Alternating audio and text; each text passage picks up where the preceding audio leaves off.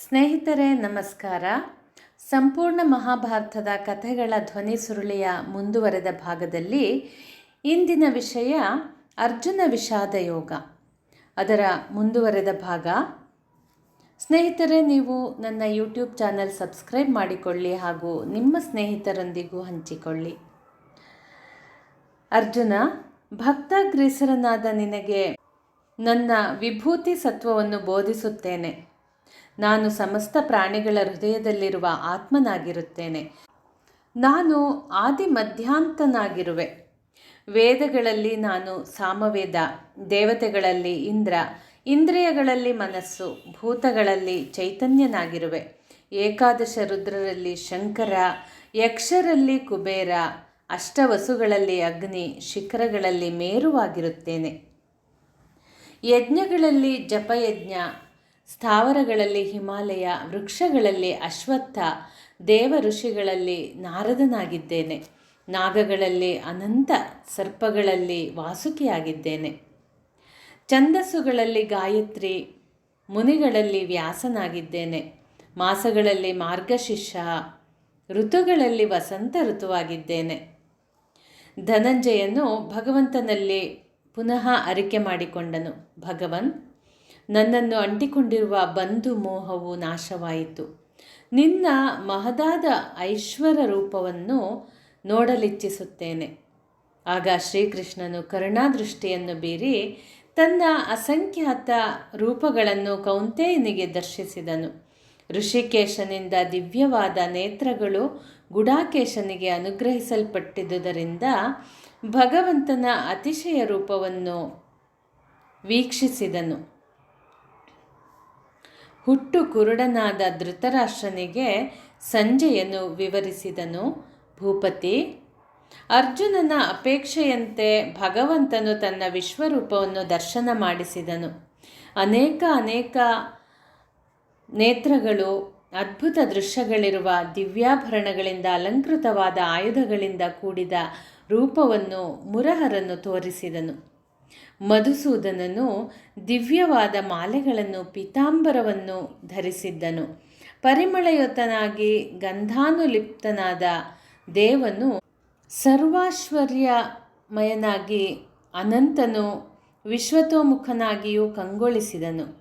ಸಹಸ್ರಾರು ಸೂರ್ಯರು ಏಕಕಾಲದಲ್ಲಿ ಆಗಸದಲ್ಲಿ ಉದ್ಭವಿಸಿದರೆ ಅದು ಆ ಮಹಾತ್ಮನ ತೇಜಸ್ಸಿಗೆ ಸರಿಸಾಟಿಯಾಗಬಹುದಷ್ಟೇ. ಸರ್ವ ಜಗತ್ತುಗಳು ಆ ದೇವದೇವನ ಆವಾಸವಾಗಿರುವುದನ್ನು ಕಿರೀಟಿಯು ವೀಕ್ಷಿಸಿದನು. ಧೃತರಾಷ್ಟ್ರ, ನಿನ್ನ ಸಹೋದರ ಸುತನು ಅವೆಲ್ಲವನ್ನು ನೋಡಿ ಆಶ್ಚರ್ಯಭರಿತನಾಗಿ ಹರ್ಷದಿಂದ ರೋಮಾಂಚನಗೊಂಡು ಸ್ವಾಮಿಗೆ ನಮಸ್ಕರಿಸಿ ಕರಜೋಡಿಸಿ ಪ್ರಾರ್ಥಿಸಿಕೊಂಡನು. ದೇವ, ನಿನ್ನಲ್ಲಿ ಅನಂತ ರೂಪಗಳನ್ನು ನೋಡಿ ಪುಳಕಿತನಾಗಿದ್ದೇನೆ. ನೀನು ತೇಜೋರಾಶಿಯಿಂದ ಪ್ರಕಾಶಿಸುತ್ತಿರುವೆ. ಕಿರೀಟ, ಗದಾ, ಚಕ್ರಗಳನ್ನು ಧರಿಸಿರುವೆ. ಅಗ್ನಿ ಸೂರ್ಯರಂತೆ ಪ್ರಭೆಯುಳ್ಳ ಅಪ್ರಮೇಯನಾದ ನಿನ್ನನ್ನು ನೋಡುತ್ತಿದ್ದೇನೆ. ನೀನೇ ಪರಬ್ರಹ್ಮನು ಮತ್ತು ವಿಶ್ವಾಧಾರನು ಮತ್ತು ಅವ್ಯಯನಾಗಿರುವೆ. ಧರ್ಮದ ರಕ್ಷಕನಾಗಿರುವೆ. ಸನಾತನ ಪುರುಷ, ಆದಿಮಧ್ಯಾಂತರಹಿತ, ಅನಂತ ವೀರ್ಯ, ಅನಂತ ಬಾಹುವಾಗಿರುವೆ. ಸೂರ್ಯ ಚಂದ್ರರೇ ನಿನ್ನ ನೇತ್ರಗಳಾಗಿವೆ. ದ್ಯುಲೋಕ, ಭೂಲೋಕಗಳು ನಿನ್ನಲ್ಲಿ ವ್ಯಾಪ್ತವಾಗಿವೆ. ದೇವಾದಿ ದೇವತೆಗಳು ನಿನ್ನನ್ನು ಮರೆ ಹೋಗುವರು. ಕೆಲವರು ಭೀತರಾಗಿ ಕೈ ಜೋಡಿಸುತ್ತಿದ್ದಾರೆ. ಮಹರ್ಷಿಗಳು ಮತ್ತು ಸಿದ್ಧರು ಸ್ವಸ್ತಿ ಎಂದು ಸ್ತೋತ್ರ ಮಾಡುತ್ತಿದ್ದಾರೆ. ರುದ್ರರು, ಆದಿತ್ಯರು, ವಸುಗಳು, ಸಾಧ್ಯರು, ವಿಶ್ವೇ ದೇವತೆಗಳು, ಅಶ್ವಿನಿ ದೇವತೆಗಳು, ಮರುದ್ಗಣಗಳು, ಗಂಧರ್ವ, ಸುರ, ಸಿದ್ಧರು ನಿನ್ನನ್ನು ಆಶ್ಚರ್ಯದಿಂದ ನೋಡುತ್ತಿದ್ದಾರೆ. ಎಲೈ ಮಹಾವಿಷ್ಣುವೆ, ತೇಜೋಮಯನು, ಅನೇಕ ವರ್ಣಗಳುಳ್ಳವನು, ತೆರೆದ ಬಾಯಿಯುಳ್ಳವನು, ಉಜ್ವಲ ವಿಶಾಲವಾದ ನೇತ್ರಗಳುಳ್ಳವನು ಆದ ನಿನ್ನನ್ನು ಕಂಡು ಮನಸ್ಸು ಭ್ರಮೆಗೊಂಡಿದೆ. ನಾನು ಧೈರ್ಯ ಮತ್ತು ಶಾಂತಿಯನ್ನು ಕಳೆದುಕೊಳ್ಳುತ್ತಿದ್ದೇನೆ. ಕೋರೆದಾಡಿಗಳಿಂದ ಕರಾಳವಾಗಿರುವ ಪ್ರಳಯಾಗ್ನೆಯಂತಿರುವ ನಿನ್ನ ಮುಖಗಳನ್ನು ದಿಟ್ಟಿಸಿ ನನಗೆ ದಿಕ್ಕುಗಳು ತೋಚದಾಗಿವೆ. ಜಗನ್ನಿವಾಸ, ಪ್ರಸನ್ನನಾಗು.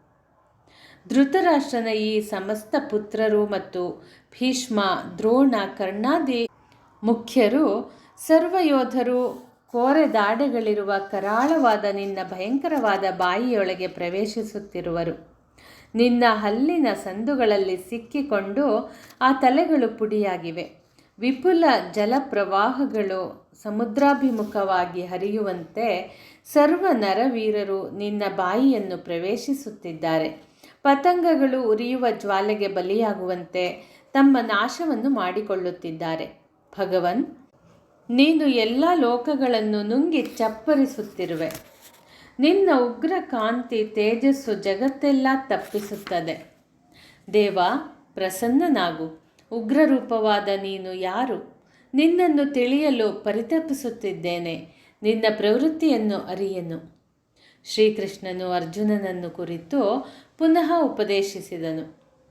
ಲೋಕಕ್ಷಯಕಾರಿ ಮತ್ತು ವೃದ್ಧಿಕಾರಕನಾದ ಕಾಲನು ನಾನಾಗಿರುವೆನು. ನಾನು ಲೋಕ ಸಂಹಾರಕ್ಕಾಗಿ ಹೊರಟಿರುವೆ. ನೀನು ಯುದ್ಧ ಮಾಡದಿದ್ದರೂ ಶತ್ರುಗಳು ಯಾರೂ ಜೀವಿಸಲಾರರು. ನೀನು ಎದ್ದೇಳು, ಯಶಸ್ಸನ್ನು ಪಡೆ, ಶತ್ರುಗಳನ್ನು ಜಯಿಸಿ ಸಮೃದ್ಧವಾದ ರಾಜ್ಯವನ್ನು ಅನುಭವಿಸು. ಇವರೆಲ್ಲರೂ ಮೊದಲೇ ನಿನ್ನಿಂದ ಹತರಾಗಿದ್ದಾರೆ. ನಿಮಿತ್ತ ಮಾತ್ರಂ ಭವ ಸವ್ಯಸಾಚಿನ್. ಎಲೈ ಸವ್ಯಸಾಚಿ, ನೀನು ನಿಮಿತ್ತ ಮಾತ್ರನಾಗಿರುವೆ. ನನ್ನಿಂದ ಹತವಾಗಿರುವ ಭೀಷ್ಮ, ದ್ರೋಣ, ಜಯದ್ರಥ, ದುಶ್ಯಾಸನ, ಕರ್ಣಂದಿರನ್ನು ಕೊಲ್ಲು, ವ್ಯಥೆ ಮಾಡಬೇಡ. ಅರ್ಜುನನು ಭಯಭೀತನಾಗಿ ಹಸ್ತಗಳನ್ನು ಜೋಡಿಸಿ ಗದ್ಗದ ಕಂಠದಿಂದ ಪುನಃ ನಿವೇದಿಸಿಕೊಂಡನು. ಭಗವನ್, ನೀನು ಹೇಳಿದುದೆಲ್ಲವೂ ಯುಕ್ತವಾಗಿದೆ. ರಾಕ್ಷಸರು ಭೀತರಾಗಿ ಓಡುತ್ತಿದ್ದಾರೆ. ಸಿದ್ಧರೆಲ್ಲ ನಮಸ್ಕರಿಸುತ್ತಿದ್ದಾರೆ. ಓ ದೇವ, ಬ್ರಹ್ಮನಿಗೂ ಆದಿಕಾರಣನಾದ ನಿನಗೆ ನಮಸ್ಕರಿಸದಿರುವವನು ಯಾರು? ಹೇ ಅನಂತ, ದೇವೇಶ, ಜಗನ್ನಿವಾಸ, ನೀನೇ ಅಕ್ಷರ, ಸತ್, ಅಸತ್ ಮತ್ತು ಶ್ರೇಷ್ಠನಾದವನಾಗಿರುವೆ. ನೀನು ಆದಿದೇವನು, ಪುರಾಣ ಪುರುಷನು ಮತ್ತು ಸರ್ವಜ್ಞನಾಗಿರುವೆ. ಪರಂಧಾಮ ಸ್ವರೂಪನಾದ ನಿನ್ನಿಂದಲೇ ವಿಶ್ವವು ವ್ಯಾಪ್ತವಾಗಿದೆ. ಅಮಿತ ಪರಾಕ್ರಮನಾದ, ಅನಂತ ವೀರ್ಯನಾದ, ಸರ್ವವ್ಯಾಪ್ತನಾದ ನಿನಗೆ ನಮಸ್ಕಾರ. ನಾನೇನಾದರೂ ಸಖನೆಂದು ಭಾವಿಸಿ ದಿಟ್ಟತನದಿಂದ ನಿನ್ನಲ್ಲಿ ವರ್ತಿಸಿದ್ದರೆ ಕ್ಷಮಿಸು. ಚರಾಚರಾತ್ಮಕವಾದ ಜಗತ್ತಿನ ತಂದೆಯೂ ಪೂಜ್ಯ ಗುರುವೂ ನೀನು ಆಗಿರುವೆ. ನಿನಗೆ ಸಮನಾದವರು 3 ಲೋಕಗಳಲ್ಲಿ ಇಲ್ಲ. ನನ್ನ ಮೇಲೆ ಪ್ರಸನ್ನನಾಗು. ಸ್ನೇಹಿತನು ಇನ್ನೋರ್ವ ಸ್ನೇಹಿತನನ್ನು, ಪ್ರಿಯನು ಪ್ರಿಯೆಯ ಅಪರಾಧವನ್ನು ಸಹಿಸಿಕೊಳ್ಳುವಂತೆ ನನ್ನ ಅಪರಾಧವನ್ನು ಸಹಿಸಿಕೊಳ್ಳುವೆಯಾ? ನಿನ್ನ ವಿಶ್ವರೂಪವನ್ನು ನೋಡಿ ಹರ್ಷಿತನಾಗಿದ್ದೇನೆ. ನನಗೀಗ ಮನಸ್ಸಿನಲ್ಲಿ ಭಯವಾಗುತ್ತಿದೆ. ನಿನ್ನ ಹಿಂದಿನ ರೂಪವನ್ನು ತೋರಿಸು. ಎಲೈ ಜಗನ್ನಿವಾಸ, ಪ್ರಸನ್ನನಾಗು. ದೇವಕೀನಂದನನು ತನ್ನ ವಿಶ್ವರೂಪವನ್ನು ಮರೆಮಾಚಿ ಪ್ರಸನ್ನ ಚಿತ್ತನಾಗಿ ಪುನಃ ಪಾರ್ಥಸಾರಥಿಯಾಗಿ ತೋರಿದನು. ಅರ್ಜುನನಲ್ಲಿ ಮೂಡಿದ ಸಂಶಯವು ಪರಿಹಾರವಾಯಿತು. ಅರ್ಜುನ, ನನ್ನಲ್ಲಿ ಚಿತ್ತವನ್ನು ಸ್ಥಿರವಾಗಿ ನಿಲ್ಲಿಸಲು ಸಾಧ್ಯವಾಗದಿದ್ದಲ್ಲಿ ಅಭ್ಯಾಸ ಯೋಗದಿಂದ ಪಡೆಯುವುದಕ್ಕೆ ಇಚ್ಛಿಸು. ನನಗೆ ಪ್ರಿಯರಾರು ಎಂಬುದನ್ನು ಬಹಿರಂಗಪಡಿಸುತ್ತೇನೆ. ಯಾರು ಇತರರು ದ್ವೇಷಿಸದೆ ಮಿತ್ರಭಾವದಿಂದ ಕೂಡಿರುವನೋ, ಯಾವನು ಕರುಣಾಭರಿತನೋ ದೃಢ ನಿಶ್ಚಯನೋ ಅವನು ನನಗೆ ಪ್ರಿಯನು. ಯಾವ ಭಕ್ತನು ನಿರಪೇಕ್ಷಿಯೋ, ಒಳಗಿನಿಂದಲೂ ಹೊರಗಿನಿಂದಲೂ ಶುಚಿಯಾಗಿರುವವನೋ, ಸಮರ್ಥನೋ, ಸರ್ವಕರ್ಮ ಪರಿತ್ಯಾಗಿಯೋ, ವ್ಯಥಾರಹಿತನೋ ಆತನು ನನಗೆ ಪ್ರಿಯನಾಗಿರುತ್ತಾನೆ. ಯಾವನು ಹರ್ಷಪಡುವುದಿಲ್ಲವೋ, ದ್ವೇಷಿಸುವುದಿಲ್ಲವೋ, ವಿನಾ ಶೋಕಿಸುವುದಿಲ್ಲವೋ, ಇಚ್ಛಿಸುವುದಿಲ್ಲವೋ, ಶುಭಾಶುಭ ಪರಿತ್ಯಾಗ ಮಾಡುವನೋ ಅವನು ನನಗೆ ಪ್ರಿಯನಾಗಿದ್ದಾನೆ. ಶತ್ರು ಮಿತ್ರರಲ್ಲಿ ಸಮಬುದ್ಧಿಯುಳ್ಳವನು, ಮಾನಾಪಮಾನಗಳಲ್ಲಿ, ಶೀತೋಷ್ಣ ಸುಖ ದುಃಖಗಳಲ್ಲಿ ಸಮನಾಗಿರುವವನು, ಆಸಕ್ತಿಯುಳ್ಳವನು, ಸ್ತುತಿ ನಿಂದೆಗಳಲ್ಲಿ ಸಮನಾಗಿರುವವನು, ಮೌನಿಯು, ಕಿಂಚಿತ್ ಲಾಭದಲ್ಲಿ ಸಂತುಷ್ಟನು, ಸ್ಥಿರ ಬುದ್ಧಿಯುಳ್ಳವನು, ಭಕ್ತಿಯುತನಾದವನು ನನಗೆ ಪ್ರಿಯನು. ಯಾವ ಭಕ್ತನು ಶ್ರದ್ಧೆಯಿಂದ ಮತ್ಪರಾಯಣನಾಗಿ ಧರ್ಮಾಮೃತವನ್ನು ಉಪಾಸನೆ ಮಾಡುತ್ತಾನೆಯೋ ಅವನು ನನಗೆ ಪ್ರಿಯನಾಗಿದ್ದಾನೆ. ಪಾರ್ಥ, ಜೀವಿಯು ಧರಿಸಿರುವ ಶರೀರವು ಕ್ಷೇತ್ರವೆಂದು ಹೇಳಲ್ಪಡುತ್ತದೆ. ಯಾವನು ಇದನ್ನು ಅರಿಯುತ್ತಾನೆಯೋ ಅವನನ್ನು ಕ್ಷೇತ್ರಜ್ಞನೆಂದು ಕರೆಯುತ್ತಾರೆ. ಸರ್ವ ಕ್ಷೇತ್ರಗಳಲ್ಲಿರುವ ಕ್ಷೇತ್ರಜ್ಞರು ನಾನೇ ಆಗಿರುತ್ತೇನೆ. ಇವೆಲ್ಲವನ್ನು ಅರಗಿಸಿಕೊಳ್ಳುವುದು ಜ್ಞಾನವೆಂದು ಎನಿಸಲ್ಪಡುತ್ತದೆ. ಈ ಬೃಹದ್ ವಿಚಾರವನ್ನು ಋಷಿ ಮುನಿಗಳು, ಬ್ರಹ್ಮಸೂತ್ರಗಳು, ಛಂದಸ್ಸುಗಳು ಬೇರೆ ಬೇರೆಯಾಗಿ ಹಾಡಿವೆ. ಶಾಸ್ತ್ರಗಳು ಸಂಸಾರದಲ್ಲಿ ಹಿತಮಿತವಾಗಿ ಆಸಕ್ತಿಯನ್ನು ತೋರಿಸಿ ಸಮಚಿತ್ತತೆಯನ್ನು ಇರಿಸಿಕೊಂಡು ಅವ್ಯಭಿಚಾರವಾದ ಭಕ್ತಿಯನ್ನು ಬೆಳೆಸುವಂತೆ ಆದೇಶಿಸಿದೆ. ಅರ್ಜುನ, ನಿನಗೆ ಇನ್ನೂ ವಿವರಿಸುತ್ತೇನೆ. ಈ ಪ್ರಕೃತಿಯೇ ನನ್ನ ಯೋನಿಯಾಗಿದೆ. ಅದರಲ್ಲಿ ನಾನು ಗರ್ಭವನ್ನು ಧರಿಸುತ್ತೇನೆ. ನಾನೇ ಬೀಜಪ್ರದವಾದ ತಂದೆಯಾಗಿದ್ದೇನೆ. ಯಾವಾಗ ದೇಹದ ಸಮಸ್ತ ಇಂದ್ರಿಯ ದ್ವಾರಗಳಲ್ಲಿ ಜ್ಞಾನವೆಂಬ ಪ್ರಕಾಶವು ಉಂಟಾಗುವುದೋ ಆಗ ಸತ್ವಗುಣವು ವೃದ್ಧಿಯಾಯಿತು ಎಂದರ್ಥವಾಗುತ್ತದೆ. ತಮೋಗುಣ ವೃದ್ಧಿಯಾದರೆ ಪ್ರಮಾದ, ಮೋಹ ಉಂಟಾಗುತ್ತದೆ. ಸತ್ವಗುಣ ವೃದ್ಧಿಯಾದಾಗ ಮೃತ್ಯುವನ್ನು ಹೊಂದಿದರೆ ಸಾಯುಜ್ಯವನ್ನು ಹೊಂದುತ್ತಾನೆ. ರಜೋಗುಣ ವೃದ್ಧಿಯಾದಾಗ ಅವಸಾನವಾದರೆ ಕರ್ಮಾಸಕ್ತಿಯುಳ್ಳ ಮಾನವನಾಗಿ ಹುಟ್ಟುವನು. ತಮೋಗುಣಿಯಾಗಿದ್ದರೆ ಪಶುಗಳ ಯೋನಿಯಲ್ಲಿ ಹುಟ್ಟುವನು. ಯಾರು ಮಾನಾಪಮಾನಗಳಲ್ಲಿ ಸಮಬುದ್ಧಿಯುಳ್ಳವನಾಗಿರುತ್ತಾನೆಯೋ, ಶತ್ರು ಮಿತ್ರ ಪಕ್ಷಗಳಲ್ಲಿ ಸಮಚಿತ್ತನಾಗಿ ಇರುವನೋ, ಸಮಸ್ತ ಕರ್ಮಗಳನ್ನು ತ್ಯಜಿಸುತ್ತಾನೋ ಅವನು ಗುಣಾತೀತನೆಂದು ಎನಿಸಿಕೊಳ್ಳಲ್ಪಡುತ್ತಾನೆ. ನಾನೋರ್ವನೇ ಅವ್ಯಯವಾಗಿಯೂ ಅಮೃತವಾಗಿಯೂ ಇರುವ ಪರಬ್ರಹ್ಮನಿಗೂ ಶಾಶ್ವತ ಧರ್ಮಕ್ಕೂ ಐಕಾಂತಿಕವಾದ ಸುಖಕ್ಕೂ ಆಧಾರನಾಗಿದ್ದೇನೆ. ಅರ್ಜುನ, ಇನ್ನೂ ಗುಹ್ಯತಮವಾದ ಹಲವು ವಿಚಾರವನ್ನು ವಿವರಿಸುತ್ತೇನೆ. ಮೇಲೆ ಬುಡವುಳ್ಳದ್ದಾಗಿ ಕೆಳಗೆ ಶಾಖೆಗಳುಳ್ಳ ಅಶ್ವತ್ಥ ವೃಕ್ಷವನ್ನು ಯಾರು ಅರಿಯುತ್ತಾನೆಯೋ ಅವನೇ ವೇದಜ್ಞನಾಗಿರುತ್ತಾನೆ. ಕೇವಲ ವೇದಗಳ ಛಂದಸ್ಸುಗಳನ್ನು ತಿಳಿದ ಕೂಡಲೇ ವೇದವಿತ್ ಎನಿಸಿಕೊಳ್ಳುವುದಿಲ್ಲ.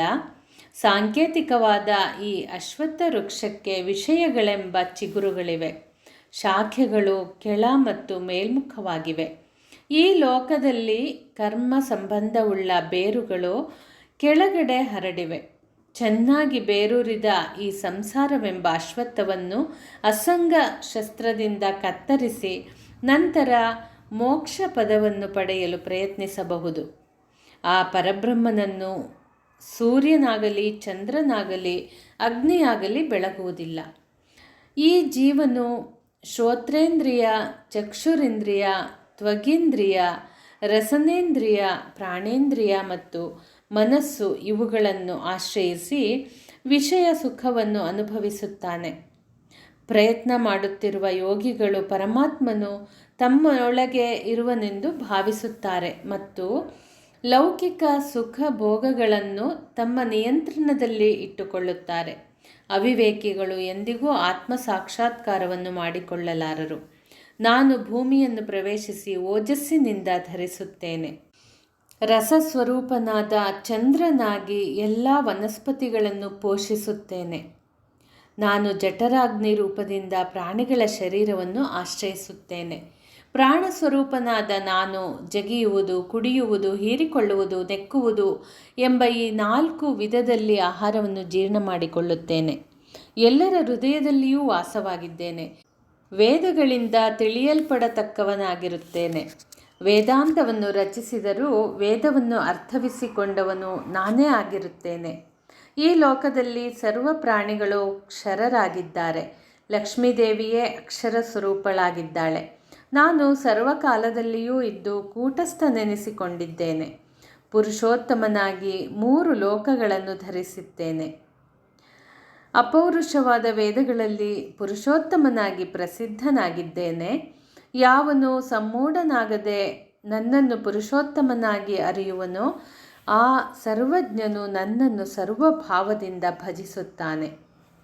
ಓ ಕುಂತಿ ಸುಪುತ್ರನೇ, ದೈವಿ ಸಂಪತ್ತಿನ ವಿಚಾರವಾಗಿ ವಿವರಿಸುತ್ತೇನೆ. ಚಿತ್ತವಿಟ್ಟು ಆಲಿಸು. ಅಭಯ, ಸತ್ವ, ಸಂಶುದ್ಧಿ, ಜ್ಞಾನ, ದಾನ, ದಮ, ಯಜ್ಞ, ವೇದಾಧ್ಯಯನ, ತಪಸ್ಸು, ಸರಳತೆ, ಅಹಿಂಸೆ, ಅಕ್ರೋಧ, ತ್ಯಾಗ, ಶಾಂತಿ, ಅಪೈಶುನ, ಭೂತದಯೆ, ವಿಷಯ ಲಂಪಟತನ, ಇಲ್ಲದಿರುವಿಕೆ, ಮೃದು ಸ್ವಭಾವ, ನಾಚಿಕೆ, ಅಚಪಲ ತೇಜಸ್ಸು, ಕ್ಷಮೆ, ಧೈರ್ಯ, ಶೌಚ, ಅದ್ರೋಹ, ಅನಭಿಮಾನ ಇವೆಲ್ಲವೂ ದೈವಿ ಸಂಪತ್ತಿಗೆ ಹುಟ್ಟಿದವನಿಗೆ ಇರುತ್ತದೆ. ಅಸುರಿ ಸಂಪತ್ತಿಗೆ ಹುಟ್ಟಿದವನಲ್ಲಿ ಡಾಂಬಿಕತೆ, ದರ್ಪ, ಅಹಂಕಾರ, ಕ್ರೋಧ, ಕಠಿಣ ಮಾತು, ಅಜ್ಞಾನಗಳಿವೆ. ದೈವಿ ಸಂಪತ್ತು ಮೋಕ್ಷವನ್ನು, ಆಸುರಿ ಸಂಪತ್ತು ಬಂಧನವನ್ನು ನೀಡುತ್ತದೆ. ನೀನು ದೈವಿ ಸಂಪತ್ತನ್ನು ಪಡೆಯುವುದಕ್ಕಾಗಿ ಹುಟ್ಟಿರುವೆ. ಆಸುರಿ ಸ್ವಭಾವದ ಜನರು ಈ ಜಗತ್ತಿನಲ್ಲಿ ಅಸತ್ಯ, ಈಶ್ವರರಹಿತ ಸ್ತ್ರೀ ಪುರುಷರ ಕಾಮ ಮಾತ್ರದಿಂದ ಜನಿಸಿರುವರು. ಈ ಅಲ್ಪಬುದ್ಧಿಯವರು ಕ್ರೂರ ಕರ್ಮಿಗಳಾಗಿ ಜಗತ್ತಿನ ನಾಶಕ್ಕೆ ಕಾರಣವಾಗುವರು. ಕಾಮದ ಮೊರೆ ಹೊಕ್ಕು, ದಂಭ, ಮದಗಳಿಂದ ಕೂಡಿ ಮೋಹವುಳ್ಳವರಾಗಿ ಅಶುಚಿಯಾದ ನಿಯಮಗಳಿಂದ ಪ್ರವರ್ತಿಸುತ್ತಾರೆ. ಆಶೆ ಎಂಬ ನೂರಾರು ಹಗ್ಗಗಳಿಂದ ಕಟ್ಟಲ್ಪಟ್ಟವರಿಗಾಗಿ ಕಾಮವನ್ನು ಈಡೇರಿಸುವ ಸಲುವಾಗಿ ಅನ್ಯಾಯದಿಂದ ಧನ ಸಂಚಯವನ್ನು ಮಾಡುತ್ತಾರೆ. ಅವರು ಮೋಹದಿಂದ ಆವರಿಸಲ್ಪಟ್ಟವರಾಗಿ ನರಕದಲ್ಲಿ ಬೀಳುತ್ತಾರೆ.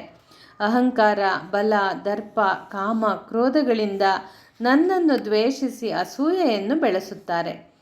ಆ ಪಾಪಕರ್ಮಗಳನ್ನು ನಾನು ಆಸುರಿ ಯೋನಿಗಳಲ್ಲಿ ಹಾಕುತ್ತೇನೆ. ಅವರು ಅಧರ್ಮವನ್ನು ಹೊಂದುತ್ತಾರೆ. ಕಾಮ, ಕ್ರೋಧ ಮತ್ತು ಲೋಭದ ನರಕದ್ವಾರವು ಆತ್ಮನಾಶಕ್ಕೆ ಕಾರಣವಾಗಿದೆ. ಈ ತಮೋದ್ವಾರವನ್ನು ಬಿಡಲ್ಪಟ್ಟ ಮಾನವನು ತನ್ನ ಶ್ರೇಯಸ್ಸನ್ನು ಮಾಡಿಕೊಳ್ಳುತ್ತಾನೆ. ಇದರಿಂದ ಅವನು ಪರಮಗತಿಯನ್ನು ಹೊಂದಲು ಸಾಧ್ಯವಾಗುತ್ತದೆ. ಅರ್ಜುನ, ವೇದ ವಿಧಿಗಳನ್ನು ಬಿಟ್ಟು ಸ್ವೇಚ್ಛೆಯನ್ನು ಅಭ್ಯಸಿಸುವವರು ಪುರುಷಾರ್ಥ ಯೋಗ್ಯತೆಯನ್ನು ಪಡೆಯುವುದಿಲ್ಲ, ಸುಖವನ್ನು ಮತ್ತು ಪರಮಗತಿಯನ್ನು ಹೊಂದುವುದಿಲ್ಲ. ಆದುದರಿಂದ ಕಾರ್ಯ ಮತ್ತು ಅಕಾರ್ಯಗಳಿಗೆ ಶಾಸ್ತ್ರವೇ ಪ್ರಮಾಣವಾಗಿದೆ. ಶಾಸ್ತ್ರವಿಧಿಯಲ್ಲಿ ಉಲ್ಲೇಖಿಸಲ್ಪಟ್ಟ ಪ್ರಕಾರ ಕರ್ಮವನ್ನು ಮಾಡಬೇಕು. ಪೂರ್ವ ಜನ್ಮದ ಕರ್ಮಫಲದಿಂದ ಹುಟ್ಟಿದ ಮಾನವರ ಶ್ರದ್ಧೆಯು ಸಾತ್ವಿಕ, ರಾಜಸ ಮತ್ತು ತಾಮಸವೆಂದು 3 ವಿಧಗಳಾಗಿರುತ್ತವೆ. ಸಾತ್ವಿಕರು ದೇವತೆಗಳನ್ನು, ರಾಜಸಿಕರು ಯಕ್ಷ ರಾಕ್ಷಸರನ್ನು, ತಾಮಸಿಕರು ಭೂತಗಣ ಪ್ರೇತಗಳನ್ನು ಪೂಜಿಸಿ ಭಜಿಸುತ್ತಾರೆ. ಅವಿವೇಕಿಗಳಾಗಿ ಜಂಬ, ಅಹಂಕಾರ, ಕಾಮರಾಗ, ದ್ವೇಷ ಬಲದಿಂದ ಶಾಸ್ತ್ರವಿಹಿತವಲ್ಲದ ತಪಸ್ಸನ್ನು ಯಾರು ಮಾಡುತ್ತಿರುವರೋ ಅವರು ಅಸುರಿ ಬುದ್ಧಿಯವರಾಗಿರುತ್ತಾರೆ. ಸೇವಿಸುವ ಆಹಾರದಲ್ಲಿ ಕೂಡ ಪ್ರಧಾನವಾಗಿ 3 ವಿಧಗಳನ್ನು ಕಾಣಬಹುದು. ಸಾತ್ವಿಕನಿಗೆ ಆಯುಸ್ಸು, ಜ್ಞಾನ, ಆರೋಗ್ಯ, ಸುಖ, ಪ್ರೀತಿಗಾಗಿ ರಸಯುಕ್ತವಾದ ಜಿಡ್ಡುಳ್ಳ ಆಹಾರ ಪ್ರಿಯವಾಗಿರುತ್ತದೆ. ರಾಜಸಿಕ ವ್ಯಕ್ತಿಯು ಅತಿ ಕಹಿಯು, ಹುಳಿಯು, ಉಪ್ಪು, ಉಷ್ಣವು, ಖಾರವು, ಒಣದಾಹ ಉಂಟು ಮಾಡುವಂತಹ ದುಃಖ, ಚಿಂತೆ, ರೋಗಗಳಿಗೆ ಕಾರಣವಾದ ಆಹಾರವನ್ನು ಇಚ್ಛಿಸುತ್ತಾನೆ. ತಾಮಸಿಕನು ಅರ್ಧ ಪಕ್ವವಾಗಿರುವ ರಸಹೀನವಾದ, ದುರ್ಗಂಧಮಯವಾದ, ಹಳಸಿ ಹೋದ, ಉಚ್ಚಿಷ್ಟವೂ ಯಜ್ಞಕ್ಕೆ ಅನರ್ಹವೂ ಆದ ಆಹಾರವನ್ನು ಬಯಸುತ್ತಾನೆ. ಪಾರ್ಥ, ಇನ್ನು ಕೇಳು. ಫಲಾಕಾಂಕ್ಷೆ ಇಲ್ಲದೆ ಶಾಸ್ತ್ರಸಮ್ಮತವಾಗಿ ಮಾಡಿದ ಯಜ್ಞ ಸಾತ್ವಿಕವಾಗಿರುತ್ತದೆ. ಡಾಂಬಿಕತೆಯಿಂದ, ಫಲಾಪೇಕ್ಷೆಯಿಂದ ಮಾಡುವ ಯಜ್ಞವು ರಾಜಸವಾಗುತ್ತದೆ. ವಿಧಿರಹಿತವಾದ, ಅನ್ನದಾನರಹಿತವಾದ, ಮಂತ್ರಶೂನ್ಯವಾದ, ದಕ್ಷಿಣೆ ಶೂನ್ಯವಾದ ಯಜ್ಞವು ತಾಮಸವಾಗಿರುತ್ತದೆ. ದೇವ, ದ್ವಿಜ, ಗುರುಜ್ಞಾನಿಗಳ ಪೂಜೆ, ಶುಚಿತ್ವ, ಸರಳತೆ, ಬ್ರಹ್ಮಚರ್ಯ ಮತ್ತು ಅಹಿಂಸೆ ಕಾಯಿಕವು ತಪಸ್ಸು ಎಂದು ಎನಿಸಲ್ಪಡುತ್ತದೆ. ಸತ್ಯ, ಪ್ರಿಯ, ಹಿತ, ಅನುದ್ವೇಗಕರವಾದ ವಾಕ್ಯ ಮತ್ತು ಸ್ವಶಾಖೆಯ ಅಧ್ಯಯನವು ವಾಚಿಕ ತಪಸ್ಸೆನಿಸಲ್ಪಡುತ್ತದೆ. ಮನೋಪ್ರಸನ್ನತೆ, ಸೌಮ್ಯಭಾವ, ಮೌನ, ಮನೋನಿರೋಧ, ಭಾವ ಸಂಶುದ್ಧಿ ಇದೇ ಮಾನಸಿಕ ತಪಸ್ಸಾಗಿರುತ್ತದೆ. ಫಲಾಕಾಂಕ್ಷೆ ಇಲ್ಲದೆ ಏಕೋಚಿತ್ತದಿಂದ ಮತ್ತು ಪರಮಶ್ರದ್ಧೆಯಿಂದ ಆಚರಿಸುವ ತಪಸ್ಸು ಸಾತ್ವಿಕವೆಂದು ಕರೆಯಲ್ಪಡುತ್ತದೆ. ಮೂಢ ಬುದ್ಧಿಯಿಂದ ಮಾಡುವ ತಪಸ್ಸನ್ನು ತಾಮಸವಾಗಿ ಕರೆಯುತ್ತಾರೆ. ಪಾತ್ರವನ್ನು ನೋಡಿ ದೇಶ ಕಾಲ ಪಾತ್ರಗಳಿಗೆ ಸರಿಯಾಗಿ ಕೊಡಲ್ಪಡುವ ದಾನವು ಸಾತ್ವಿಕವಾಗಿರುತ್ತದೆ. ಪ್ರತ್ಯುಪಕಾರಕ್ಕಾಗಿ ಫಲೋದ್ದೇಶಕ್ಕಾಗಿ ಕೊಡಲ್ಪಡುವುದು ರಾಜಸವಾಗುತ್ತದೆ. ದೇಶ ಕಾಲದ ಗಣನೆ ಇಲ್ಲದೆ ತಿರಸ್ಕಾರ ಭಾವದಿಂದ ಅಪಾತ್ರರಿಗೆ ಕೊಡಲ್ಪಡುವುದು ತಾಮಸವಾಗಿರುತ್ತದೆ. ಓಂ ತತ್ ಸತ್ ಎಂಬುದಾಗಿ 3 ವಿಧವಾದ ನಿರ್ದೇಶನವು ಉಚ್ಚರಿಸಲ್ಪಟ್ಟಿದೆ. ಬ್ರಹ್ಮವಾದಿಗಳು ಓಂ ಎಂದು ಉಚ್ಚರಿಸಿ ಶಾಸ್ತ್ರೋಕ್ತವಾದ ಯಜ್ಞದಾನ ತಪಕ್ರಿಯೆಗಳನ್ನು ಆರಂಭಿಸುತ್ತಾರೆ. ಮೋಕ್ಷಾಕಾಂಕ್ಷಿಗಳು ತತ್ ಎಂದು ಉಚ್ಚರಿಸಿ ತಪಕ್ರಿಯೆ ದಾನಕ್ರಿಯೆಗಳನ್ನು ಪ್ರಾರಂಭಿಸುತ್ತಾರೆ. ಸದ್ಭಾವದಲ್ಲಿ ಸಾಮಭಾವದಲ್ಲಿ ಸತ್ ಎಂಬ ಶಬ್ದ ಪ್ರಯೋಗಿಸಲ್ಪಡುತ್ತದೆ. ಪ್ರಶಸ್ತ ಕರ್ಮದಲ್ಲಿಯೂ ಸತ್ ಶಬ್ದ ಉಪಯೋಗಿಸಲ್ಪಟ್ಟಿದೆ. ಅಶ್ರದ್ಧೆಯಿಂದ ಮಾಡಿದ ಹೋಮ, ದಾನ, ತಪಸ್ಸು, ಕರ್ಮವು ಅಸತ್ ಎಂದೆನಿಸಲ್ಪಡುತ್ತದೆ. ಅದು ಮರಣೋತ್ತರದಲ್ಲಿಯೂ ಫಲಕ್ಕೆ ಕಾರಣವಾಗುವುದಿಲ್ಲ, ಇಹದಲ್ಲಿಯೂ ಸುಖಕ್ಕೆ ಕಾರಣವಾಗುವುದಿಲ್ಲ. ಏಕೋಚಿತ್ತದಿಂದ ಆಲಿಸುತ್ತಿದ್ದ ಆ ಅರ್ಜುನನು ಕೃಷ್ಣನನ್ನು ಪುನಃ ಪ್ರಶ್ನಿಸಿದನು. ಋಷಿಕೇಶ, ನಿನ್ನಿಂದ ವಿವರಿಸಲ್ಪಟ್ಟ ಶಾಸ್ತ್ರೋಕ್ತ ವಚನಗಳನ್ನು ಕೂಲಂಕಷವಾಗಿ ಕೇಳಿದ್ದೇನೆ. ಸನ್ಯಾಸ ಮತ್ತು ತ್ಯಾಗದ ತತ್ವವನ್ನು ಕೂಡ ಕೇಳಲು ಬಯಸುತ್ತೇನೆ. ಆಗಲಿ ಅರ್ಜುನ, ಕೇಳು. ಕಾಮ್ಯ ಕರ್ಮಗಳ ತ್ಯಾಗವೇ ಸನ್ಯಾಸವಾಗಿರುತ್ತದೆ. ತ್ಯಾಗವು ತ್ರಿವಿಧವಾಗಿದೆ: ಯಜ್ಞ, ದಾನ, ತಪಸ್ಸು. ಇವುಗಳನ್ನು ಆಚರಿಸುವಾಗ ಆಸಕ್ತಿ ಮತ್ತು ಫಲದಾಶೆಯನ್ನು ತೋರಬಾರದು. ಯಾರು ಭಯದಿಂದ ದುಃಖವೆಂದು ಭಾವಿಸಿ ಕರ್ಮವನ್ನು ತ್ಯಜಿಸುತ್ತಾನೆಯೋ ಅದು ರಾಜಸಿಕ ತ್ಯಾಗವಾಗಿರುತ್ತದೆ. ನಿತ್ಯ ಕರ್ಮ ತ್ಯಾಗವು ತಾಮಸಿಕ ಎಂದೆನಿಸಲ್ಪಡುತ್ತದೆ.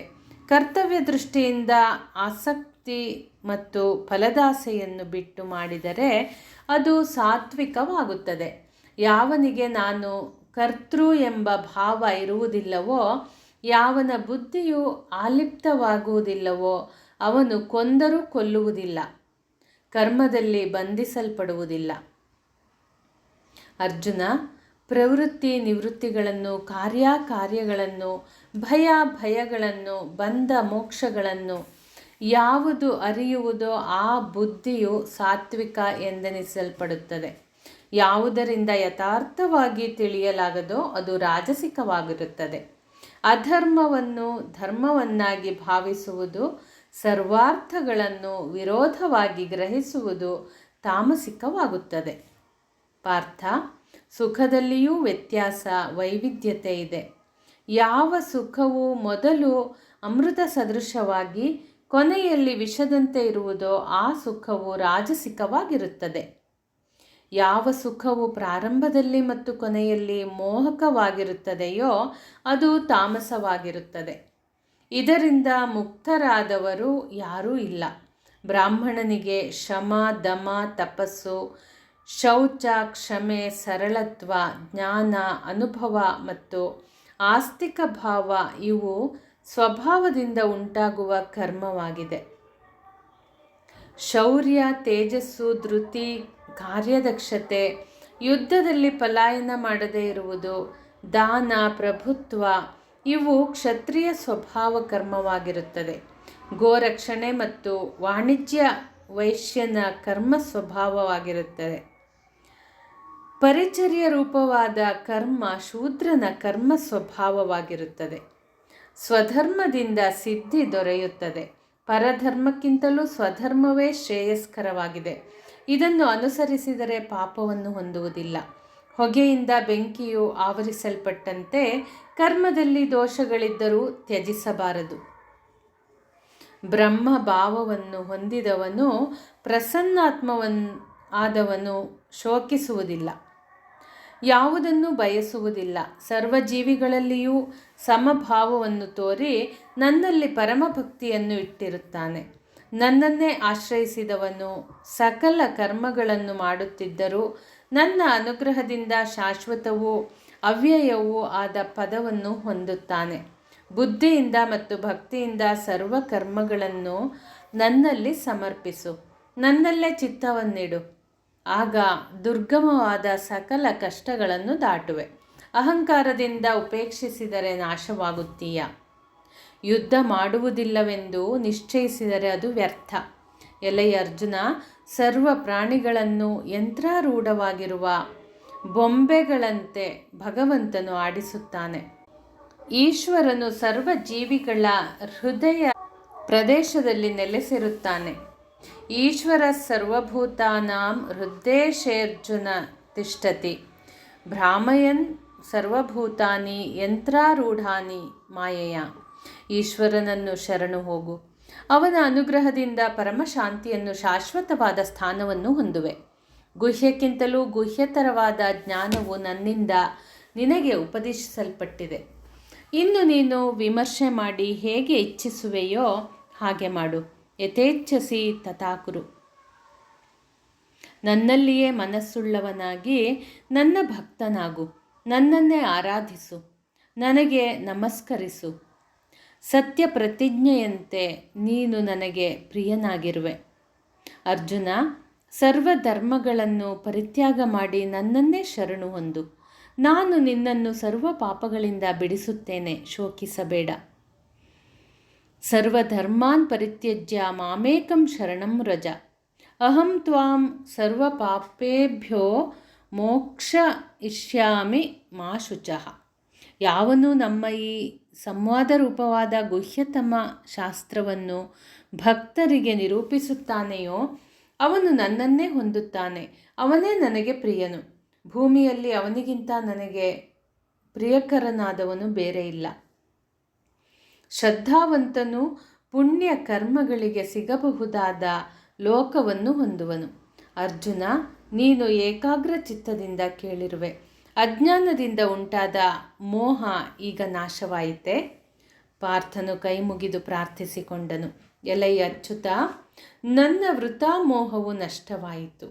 ಸ್ಮೃತಿಯು ಲಭಿಸಿ ಸಂದೇಹ ನಿವಾರಣೆಯಾಗಿದೆ. ನಿನ್ನ ವಚನದಂತೆ ನಡೆಯುತ್ತೇನೆ.